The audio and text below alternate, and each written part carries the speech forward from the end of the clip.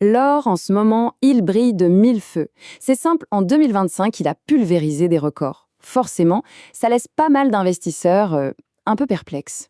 Alors, bulle spéculative ou est-ce qu'on est au début d'une toute nouvelle ère pour le métal jaune?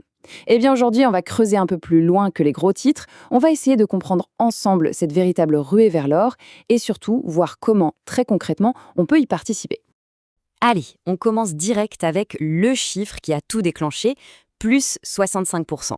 Franchement, à ce niveau-là, on ne parle plus de progression, hein. C'est une véritable explosion. Mais alors, d'où il sort ce chiffre et surtout, qu'est-ce qu'il veut dire concrètement? Eh bien, ce chiffre, c'est tout simplement la performance de l'or en dollars sur l'année 2025. Et pour qu'on se rende bien compte de l'ampleur du truc, il faut imaginer qu'il faut remonter jusqu'en 1979, en plein choc pétrolier, pour retrouver une année aussi folle. Autant dire qu'on parle d'un événement qu'on ne voit qu'une, peut-être deux fois dans une vie d'investisseur. Et si on compare avec d'autres placements, là, c'est encore plus frappant. Tenez-vous bien. Pour quelqu'un qui investit en euros, l'or a fait un bond de 45,1%. C'est juste plus du double de la performance des actions européennes qui ont pourtant fait une très très bonne année. Et le Bitcoin, alors là, il s'est fait littéralement balayer avec une chute de plus de 17%.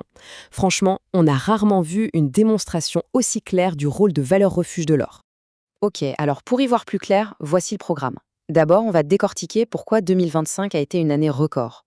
Ensuite, on passe à la pratique. Lingot ou pièce? Comment on achète sans se faire avoir? Qu'est-ce qu'on doit faire une fois qu'on le possède? Et pour finir, on se posera la question, est-ce que l'or, c'est encore une valeur d'avenir?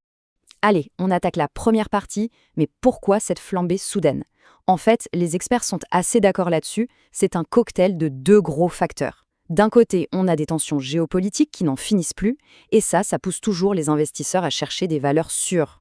Et de l'autre, un protectionnisme américain de plus en plus fort qui a pas mal fragilisé le dollar. Le résultat est mécanique, quand le dollar baisse, l'or devient moins cher pour tous ceux qui n'utilisent pas le dollar, et donc beaucoup plus attractif.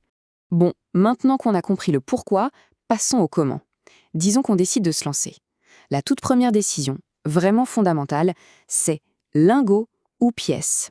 Et attention, cette question est loin, très loin d'être un détail, parce que le choix va avoir un impact direct sur le prix, sur la facilité à revendre et même sur les impôts. Alors, c'est parti, mettons les deux options face à face. Alors, qu'est-ce qui les différencie vraiment? D'abord, les lingots. Leur avantage, c'est qu'ils sont moins chers au gramme. Mais, et c'est un gros mais, ils ont un défaut majeur, on ne peut pas les diviser. Si on veut vendre, il faut vendre tout le bloc. Les pièces, à l'inverse, c'est la flexibilité totale. On peut en vendre une, deux, 10, comme on veut.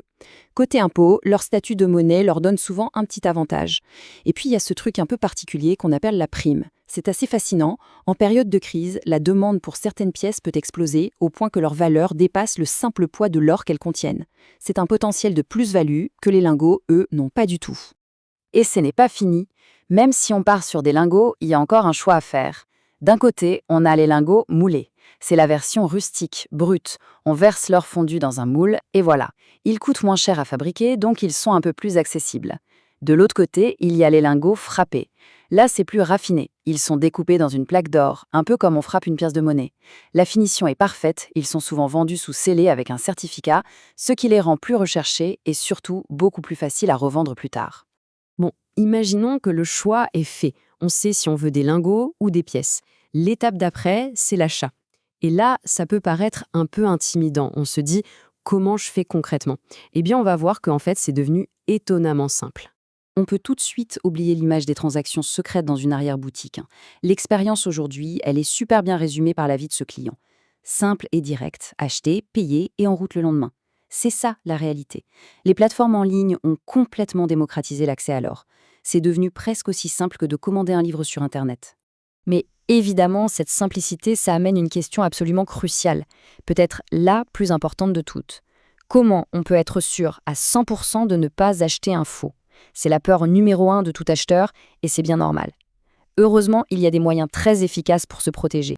En fait, il y a 3 piliers, 3 règles d'or si je puis dire, pour acheter en toute tranquillité. Règle numéro 1, toujours exiger un certificat d'authenticité, avec un numéro de série unique qui correspond au produit. Règle numéro 2, on inspecte le produit lui-même. On vérifie les inscriptions, le nom du fondeur, le poids, la pureté, tout doit y être. Et enfin, règle numéro 3, la plus importante de toutes, on achète uniquement auprès d'un vendeur reconnu. L'idéal, c'est un vendeur certifié par la LBMA, la London Bullion Market Association. C'est un peu le gendarme mondial du marché de l'or. C'est vraiment la meilleure assurance possible. Ok, l'achat est fait. Mais l'aventure ne s'arrête pas là, bien au contraire. Parce que posséder de l'or physique, eh bien ça vient avec de nouvelles responsabilités. Il faut penser à comment le stocker, comment le sécuriser et bien sûr comment le déclarer. Pour le stockage, il y a en gros 2 grandes écoles. Première option, le coffre à la banque. Là, c'est la tranquillité d'esprit. C'est ultra sécurisé, c'est assuré. Mais ça a un coût, avec des frais chaque année et l'accès est limité aux heures d'ouverture de la banque. Deuxième option, le stocker chez soi. L'avantage, c'est l'accès immédiat, quand on veut, et pas de frais récurrents. L'inconvénient, c'est que toute la responsabilité de la sécurité repose sur le propriétaire. C'est vraiment un choix personnel, qui va dépendre de la somme investie et du niveau de risque qu'on est prêt à accepter. Passons à la fiscalité. Et là, surprise, c'est un point plutôt positif en France. Déjà, bonne nouvelle, à l'achat, l'or d'investissement est exonéré de TVA. Ensuite, pour la revente, on a le choix entre 2 régimes. Option 1, une taxe forfaitaire simple de 11,5% sur le montant total de la vente. Option 2, une taxe de 36,2%, mais uniquement sur la plus-value, c'est-à-dire sur le gain réalisé. Et le gros avantage de cette option, c'est qu'il y a un abattement qui s'applique chaque année, et au bout de 22 ans de détention, l'exonération est totale. 0 impôt sur la plus-value. Le point absolument crucial, donc, c'est de garder précieusement la facture d'achat pour pouvoir prouver la date et le prix, si jamais on choisit cette deuxième option.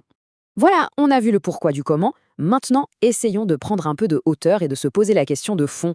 Après une année aussi spectaculaire, quelle est la vraie place de l'or dans une stratégie de long terme ? Cette phrase, elle résume parfaitement son rôle essentiel. On vit dans un monde où tout est de plus en plus virtuel, de plus en plus volatile. Et dans ce monde-là, l'or, lui, a prouvé encore et encore sa capacité à survivre à toutes les tempêtes. C'est vrai, l'or ne rapporte pas de dividendes ou d'intérêts. Sa mission, elle est ailleurs. C'est de préserver la valeur, de servir d'encre quand tout le reste autour semble sur le point de s'effondrer. Et tout ça, ça nous amène à la question finale. À l'ère des crypto-monnaies, de la finance entièrement numérique, quelle place peut-il bien rester pour un simple métal physique ancestral ? Eh bien, l'année 2025 nous a peut-être donné un élément de réponse assez percutant. Finalement, dans les moments de grande incertitude, se tourner vers quelque chose de tangible, de concret, quelque chose qui a traversé les siècles, c'est peut-être, paradoxalement, l'acte d'investissement le plus moderne et le plus pertinent qui soit. Merci d'avoir suivi ce décryptage.